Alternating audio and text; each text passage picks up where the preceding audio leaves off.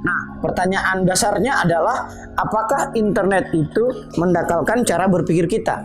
Nah, kebergantungan kita pada kecerdasan buatan, misalnya kayak teknologi canggih seperti smartphone itu membuat otak kita menjadi lemah dan dangkal. Karena kebergantungan kita itu pada kecerdasan buatan akan mengubah kecerdasan otak kita menjadi seperti kecerdasan buatan.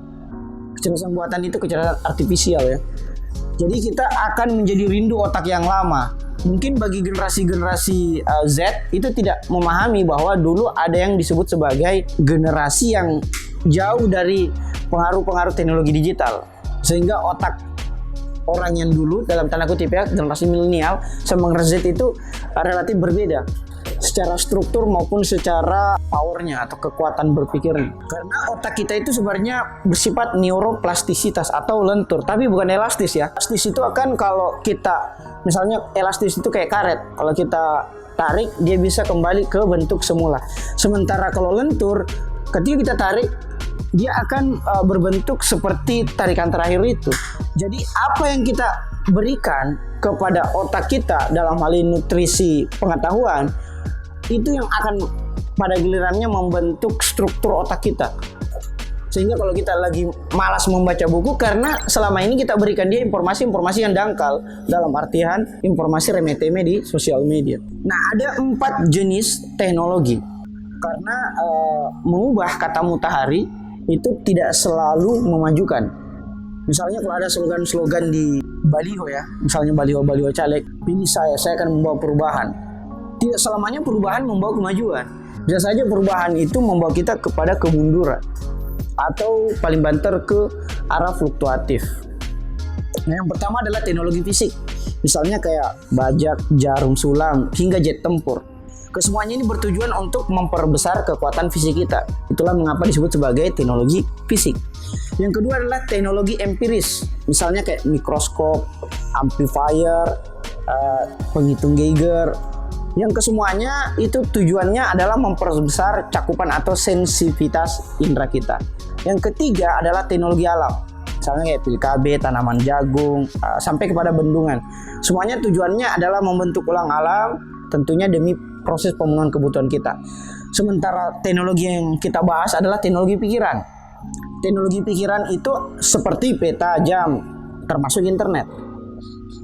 Yang mana tujuannya adalah memperbesar atau menopang kekuatan pikiran kita. Nah, internet itu sebenarnya kan memperbesar kekuatan berpikir kita.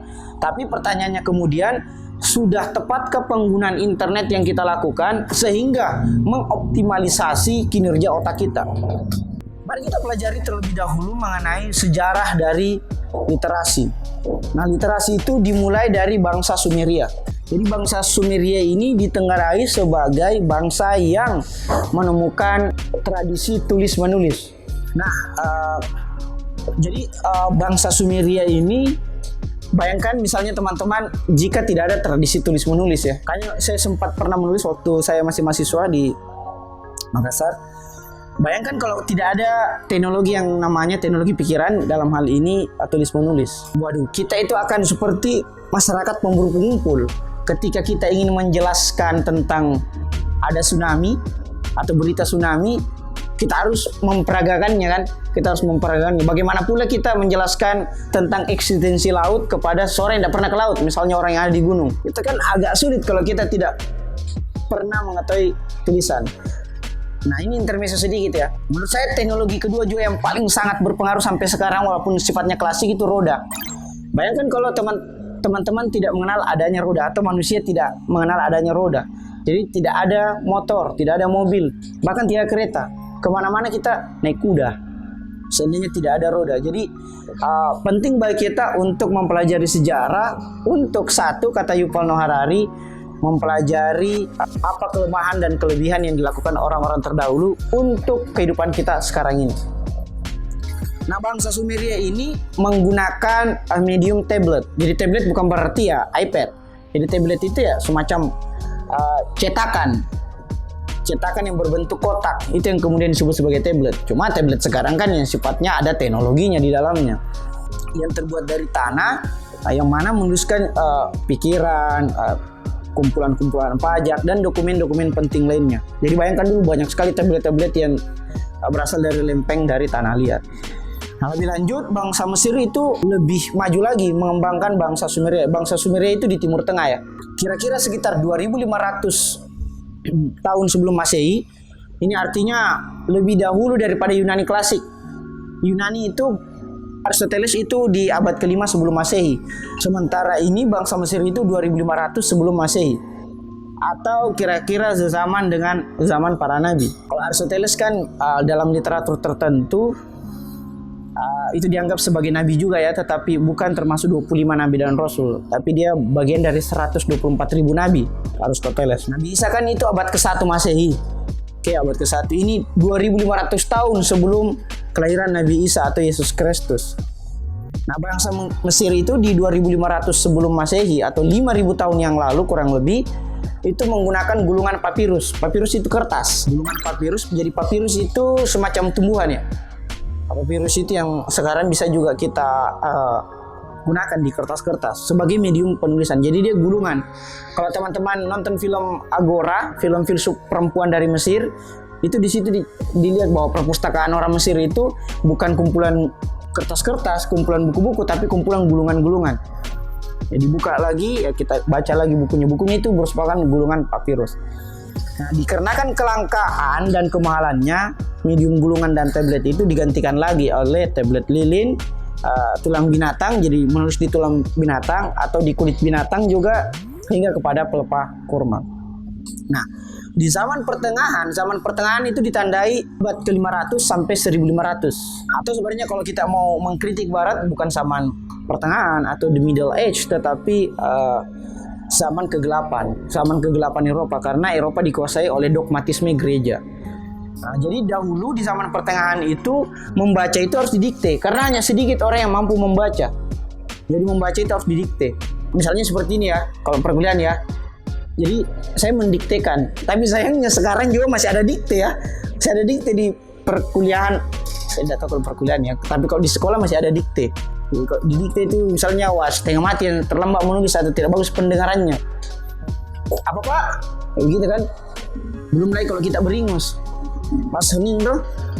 Jadi geografi adalah begitu kan, jadi pasti orang kembali ke kita. Bagus kalau beringus. Kalau logas tahu kan apa, berdahak gitu, berdahak. Ya, pasti akan menjadian kita ini apa, sorotan dalam kelas. So ada yang berteriak pasti mahal garam, karena tidak dibuang ya mungkin.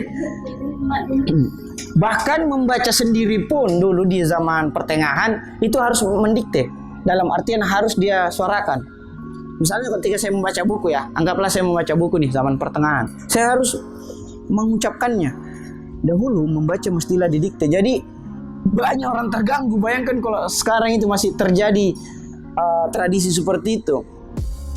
Nah, seiring dengan perkembangan literasi, membaca itu menjadi lebih jamak lagi dan dapat dilakukan dalam hati. Ini ditandai dari zaman Renaissance Eropa, ketika mesin cetak itu pertama kali ditemukan oleh Johannes Gutenberg pada tahun 1445. Jadi mesin cetak massal itu baru ditemukan 1445. Sehingga disitulah agama baru muncul, dalam hal ini Kristen Protestan. Karena Injil kemudian dapat dipersonalisasi dan dapat dibaca oleh setiap jemaat. Karena Injil dulu kan hanya dibaca oleh pendeta, tapi ketika seluruh jemaat bisa membacanya, lahirlah protes terhadap dogmatisme gereja Katolik. Sehingga lahirlah Kristen Protestan. Nah, penemuan mesin cetak oleh Johannes Gutenberg ini bukan hanya merevolusi dunia literasi, tapi juga pada agama. Sehingga kita sekarang sampai di masa kini ini pada transisi dari mesin cetak kertas yang ditemukan oleh Johannes Gutenberg ke mesin medium yang kemudian beralih ke digital yang ditemukan pertama kali oleh Alan Turing. Jadi komputer itu ditemukan oleh Alan Turing. Ada filmnya itu Alan Turing. Jadi film biografi diperankan oleh Benedict Cumberbatch. Benedict Cumberbatch itu yang memerankan Doctor Strange. Di situ dijelaskan bagaimana perang dunia kedua dimenangkan oleh Inggris berkat penemuan komputer dari Alan Turing. Tapi sayangnya Alan Turing ini homo ya. Di situ dijelaskan juga filmnya situ di kehomoannya. Nah, bagaimana ketika kertas itu diperhadapkan dengan digitalisasi? Ini merupakan debat yang tidak berujung. Nah, dari semua media, buku mungkin media yang paling resisten atau paling bertahan terhadap kedatangan internet. Buktinya buku masih banyak juga peminatnya. TV mungkin sudah kurang ya. Tinggal orang tua itu menonton TV. Saya tidak tahu kalau di sini masih ada nonton TV ya. Sudah nggak ada kayaknya. Bahkan orang tua pun juga sekarang jarang gitu. Apalagi radio. Kalau masih ada yang mendengar radio ini, astaga. Tak ada yang kayaknya dengar radio ya. Misalnya kirim salam di dusun boda-boda misalnya kayak begitu.